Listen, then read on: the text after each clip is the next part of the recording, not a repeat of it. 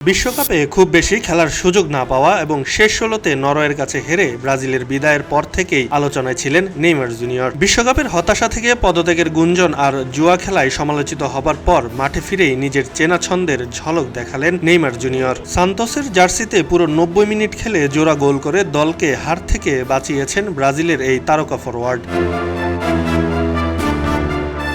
ব্রাজিলেইরো সিরি এ এর ম্যাচে চ্যাপেকোয়ান্সের বিপক্ষে ২-২ গোলে ড্র করেছে সান্তোস। ম্যাচে দলের হয়ে দুটি গোলই করেন নেইমার। বিশ্বকাপে মাত্র দুটি ম্যাচে বদলি হিসেবে নেমে প্রায় ৩৫ মিনিট মাঠে থাকা এই তারকা এবার দীর্ঘ সময় খেলেই নিজের সামর্থ্যের প্রমাণ দিলেন।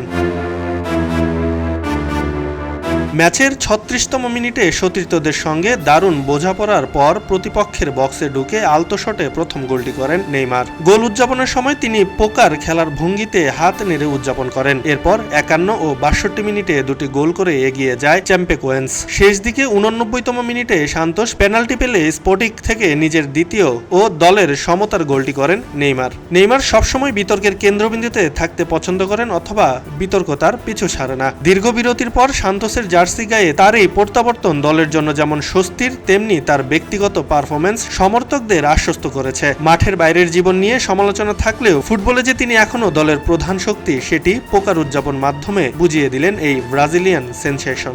খবরের কাগজ, নিখাত, নির্ভীক, নিরপেক্ষ।